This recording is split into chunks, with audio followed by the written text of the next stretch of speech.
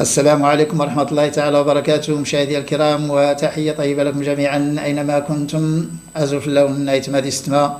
فدائما نوضح لمتابعينا ومشاهدينا الكرام الأوفياء الصادقين الصالحين المصلحين، وأنتم لا تحتاجون توضيح، فقد عشتم معنا يعني هذا المنكر وهذا الباطل، ونلتم حظكم من السب والشتم من عديم التربية وعديم الأخلاق.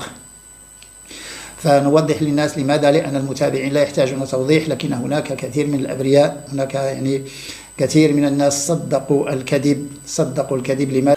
هذه المسائل هذه راه والله لن أتراجع، يعني كلما نبح وكلما غنزيد نصعد حتى نسد لهم المحلات. حتى مالين الصيكوك ممنوع يبيعوا الصيكوك في الزنقة، حتى مالين الديسير ممنوع يبيعوا الديسير في الزنقة، هو على القانون. ممنوع يبيعوا القهوة على جنبات الطرق، وممنوع يبيعوا الصيكوك على جنبات الطرق، ممنوع في القانون. غنسد لهم الأماكن، غنسد لهم رزقهم. والله اللي شديتو تنصلخوا، راه حنا قادرين عليهم، راه قادرين نطحنهم، راه نهرس لهم ضلعتهم قد ما نبحوا، قد ما نقطع عليهم القوت. علاش البيع المتجول محقور في المغرب وفي هذه المدينه بالذات؟